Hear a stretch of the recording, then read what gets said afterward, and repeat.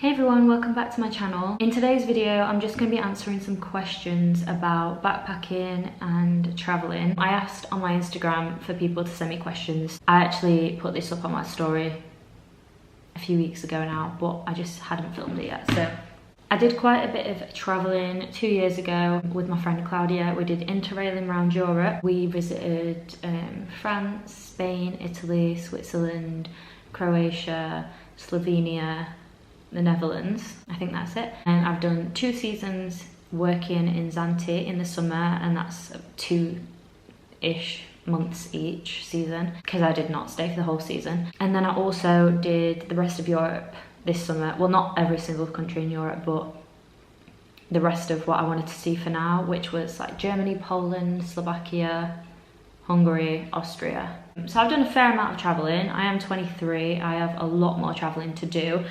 This next trip that I'm going on is going to be the first time that I actually properly travel outside of Europe. So I'm going to Thailand soon with my boyfriend. I'm probably sick of hearing me blag on about it. That's in 3 weeks and 2 days now, I think.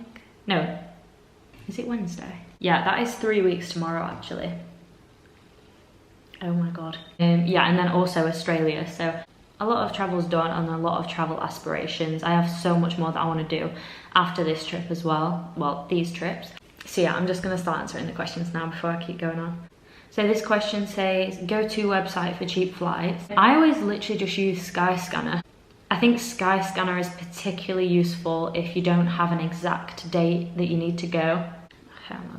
If you don't have an exact date that you need to go and come back for, if you're kind of like flexible with your days, you can use the like whole month sort of option. If you look at August and you click whole month, you can see the prices in and out of your chosen country for that whole month, and then it makes it easier if you're able to switch the days that you go in. Yeah, I like Skyscanner, but I think Kayak is meant to be good. I've used Kayak for accommodation. It does like discounts and stuff like that. Then the next question is best nightlife.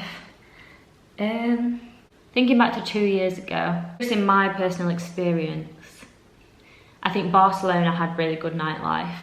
We stayed at St. Christopher's Inn in Barcelona, and they have the Blue Shoes bar underneath pretty much all the time. I think every St. Christopher's Inn has a Blue Shoes underneath. There was always a worker going around selling entry to a club, and it comes with a drink. And although the club entry was probably a little bit overpriced, I feel like it was good because they had somebody who knew the area to take you to a good club. I enjoyed the nightlife in Madrid, although we only went out once. I do remember it being quite a good night. But I think to me, the main thing that makes a good night is like if you've met friends that are fun. I don't think it's 100% to do with the place. I feel like it's to do with like how social your hostel is, and if you're going to make friends there and you're going to be able to go out with them. Obviously Zante has really good nightlife. It is known for nightlife. I really do enjoy going out in Zante. The first few weeks of being there in the season, more like May, because I don't really like when it gets mega busy towards the end of June and July. That kind of pees me off when I can't move and there's drunk idiots everywhere. Krakow's nightlife was really good. I feel like that had a lot to do with the hostel though as well. The hostel that we stayed at was a party hostel. We stayed in multiple hostels, but one of the party hostels that we stayed in had like drinking games at the hostel before a night out, and then they'd take you around the places. And I feel really like it wasn't actually the clubs that I really enjoyed, it was just the fact that we was going as a big group.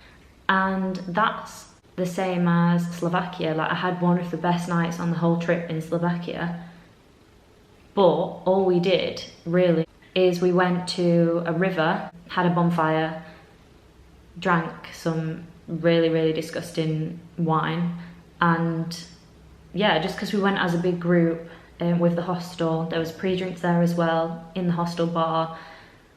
I just feel like that made for a really good night without it necessarily being about what clubs and stuff is already set up in a particular place. Oh, also Budapest was pretty good nightlife, more for the novelty part of it, because we went to the Ruins bar and that was really cool, and there was like a cool tiki bar But as for clubs, I don't know if we just didn't discover the cool clubs, but we didn't really go clubbing. It was more bar hopping, which I prefer anyway. So yeah, that's what I would say for nightlife. This is probably a hot mess already, this video, because I just ramble on about crap. I almost forgot that probably my favourite place for nightlife was actually Prague. I went to Prague back in March 2022 on my own. I went to stay there for 5 days in a party hostel. The nightlife there was insane. Again, it's sort of linked to the hostel that we stayed in. They did events like pub crawls, and the first night that I got there, there was this drunk bowling night, and basically you just get drunk at the hostel and then they take you out bowling and you have to try and bowl drunk. The best food place I've been, I would have to say the Slovak pub in Slovakia, in Bratislava. The soups there are absolutely insane. So you get this bread bun, like this big, cut the top off, scoop the bread out, and then they pour in this garlic soup with cheese on top. That is amazing. And then there's also, on the same page as that soup, there is a sausage soup, or a chorizo soup, and that is so good as well. I got both of them, and I think it cost me like 11 euros for both. Another really good place I've eaten is, I don't know the name of it, which this is probably really not useful, but in Prague I stayed in the Madhouse Hostel. Around the corner from the Madhouse Hostel there is the best Korean barbecue place ever. It was so good. They cook all the food in front of you and everything, and I really liked that. Also, I had some really good Russian dumplings in Poland at this like traditional Polish restaurant, but the dumplings were Russian, but they were so good. There was like caramelized onion dumplings, I think. But that's it for food, because I'm not that much of a foodie. Next question is best place you've been for sights. I'll try and like go through my itineraries of what I've done. So obviously Paris, the Eiffel Tower. In the day, I was just shocked that it was a lot bigger than I thought it was. But at night, when it's sparkling, that is really impressive. Rome was pretty cool. Seeing the Colosseum at night was really cool in Rome, because it's slightly lit up. Barcelona, so many sights to see. The Sagrada Familia, Park Güell, Casa Batlló. I'm probably pronouncing these awfully. In Sevilla, me and Claudia went to this place called Setas de Sevilla, and it was basically, they're called like the mushrooms, and it's this big structure that sort of resemble mushrooms in a way, and you go up there to watch the sunset, or just for the view, but if you go at the right time obviously you get the sunset, and that was really pretty sights. The Milan Cathedral was especially impressive. Venice, pretty sight whichever way you look. I've been to Venice twice, and it's small enough to be able to see it all in one trip, but the sights are just so pretty that I really didn't mind returning to the same place. Lake Bled in Slovenia, in Ljubljana, was incredible. I went there on my 22nd birthday, and we walked around this lake, and then we paid about 12 euro or something to get on this boat to go to Bled Island in the middle of the lake. And the island is like, you can walk around the whole thing in about 5 minutes. It's a really small island, but it's really pretty sights. I really enjoyed Lake Bled, and I wish that I'd gone in summer, and obviously I know I still can in the future, but I would recommend to go in summer because I've watched other people's vlogs on this, and you can actually go paddleboarding on this lake in the summer, which sounds so fun. Then in Zante, there's so many nice sights. There's Shipwreck Beach, there is Kerry Lighthouse, Porto Limones, and yeah, I really love the sights in Zante. When I first went there, I thought it was literally just like a party island where you're gonna just go wild for a couple months if you're doing a season, and I came to realise that it's actually so much more than that. It's very beautiful island. I feel like that's it for sort of like the best sites that I've seen. How do you budget is the next question. This one is kind of a big question because budgeting for me starts at home. It's not like, oh, I won't buy a latte or I'll go easy on the alcohol on a night out, or I'll do less nights out. It's more like what I'm going with and then the mindset that I'm going with. I'm not asked about bougie traveling, not at all. I don't even think I would be if I had the money for it. So before I even go on the trip, say I'm coming back from my previous trip, I will get a job at home. I will pick up all the shifts that I can, dedicating myself to be able to enjoy as much as I can the travels that I'm gonna have. I sell all my clothes on Vinted, so I make money that way. I'm doing everything I can before I go to make the money, and then when I'm going, in my head I'm like, I'm just gonna book up the cheapest accommodation. But when I'm actually looking at it, like, I'm considering the cheapest accommodation but the closest to the city centre, but also it needs to have not disgusting reviews, like awful reviews. I don't want to budget to the point where I'm living in a shithole with bed bugs, because then I'm not enjoying the experience and I'm actually wasting my money instead of saving. So in terms of budgeting when I'm actually there, after I've created my actual budget, what I tend to do, it depends what style backpacker you are, is find a mid-range hostel. I'm not trying to pay £25 a night if I can find one for minimum £15 a night. If we're looking at a big difference in a £20 hostel for the night is only 1 kilometre from the city centre, whereas the £15 one is about 6 kilometres from the centre, I'm going to just spend the extra.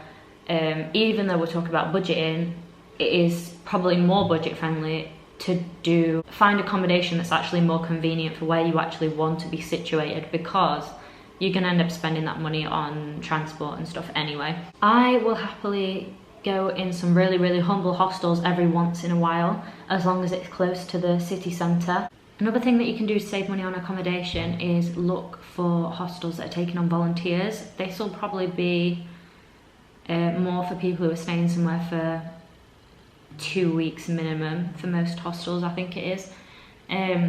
But if they do have a volunteering scheme, you are able to get a bed and sometimes breakfast if they offer breakfast in the stay in general. So that's something to look into. Also, I won't go out for food every day of the week. I will definitely go out for food probably once in each place that I visit, just so that I can experience that in each place. But I try and book most of the hostels that I stay in with kitchens. If it's a fully equipped kitchen, they'll often have a free food shelf as well for stuff like, I'm not saying you're going to get a full meal on that shelf, but you know, your salt and your spices and maybe rice, pasta, etc. There might be free stuff like that. So I would check that when I get to the hostel, and then go out and buy something and come up with a meal like that. And then also using Tupperware, I can take that out when I'm doing sightseeing and stuff, and then I can have a free dinner there. When it comes to nights out, you can budget by getting alcohol from supermarkets and stuff and drinking that before your night out so that you don't spend loads, because I've been to clubs in Europe or bars where the drinks are €20 per drink. My main issue with spending, I think, is buying clothes and stuff. Packing and keeping in mind being able to enjoy the wardrobe that you have while you're there. That's important, because otherwise you will go out and you'll buy dresses and tops and more shorts and more jeans and everything, which is what I tend to do. A lot of the touristy activities, what you have to pay like £10 or whatever for, aren't really that fulfilling. Like, to me, climbing up the Eiffel Tower was not what I went to Paris for. A lot of people will think, oh, I'm in Paris, I have to go up the Eiffel Tower. But when you're up the Eiffel Tower, you can't see the Eiffel Tower. So, like, for instance, instead of paying that £10 to go up, I went to a big shopping centre where there's a rooftop, and I saw the city for free, and I could see the Eiffel Tower in my view as well. So just things like that, maybe not falling into tourist traps, because there are other ways to enjoy the city. Free walking tours are a good way to save a bit of money, because although you are sort of expected to make a donation, you're filling up a day with a very, very, very cheap activity, and it might take up 3 hours maybe for the whole tour. You'll definitely get your money's worth in free walking tours. I don't really know what else I do, because I can't say that like I won't buy things like a coffee when I'm out or a McDonald's when I'm out. I still do all that stuff. I'm just mindful. If I set a budget of I want to spend, say after accommodation, I want to spend £10 a day to make it as cheap as possible, and I spend £15 today, then I'm going to aim to spend maybe a £5 tomorrow. So I'll cook in the hostel and I'll do like a free activity tomorrow to balance it out to the budget that I wanted to achieve. That's really it for that question. I think I'm quite good with money anyway. I'm not somebody who just throws money at stuff. I know I can have a good time on a smaller budget. So even if I just literally walked around a city for a day, I would enjoy the whole experience anyway. The last question is probably not a good one to finish off on, just because I don't really have an answer for it, not because it's a bad question, but it's what's the best places to travel outside of Europe, like Asia or in North or South America, etc. From my actual personal travels, I don't know the answer to that question yet. I can probably tell you in maybe a year's time. Right now, I've pretty much only properly travelled Europe. I've been on family holidays to places like Egypt and Tunisia and Jamaica, Dominican Republic. Obviously that's like confined to a resort, and I haven't actually seen really what these places have to offer. So that's the end of this video. If you're interested in seeing what me and my boyfriend get up to when we're traveling, then please do subscribe and like this video. There's going to be a lot of travel content coming that is not just confined to Europe, so I'm really excited about that. Thank you for watching, and I'll see you in my next video.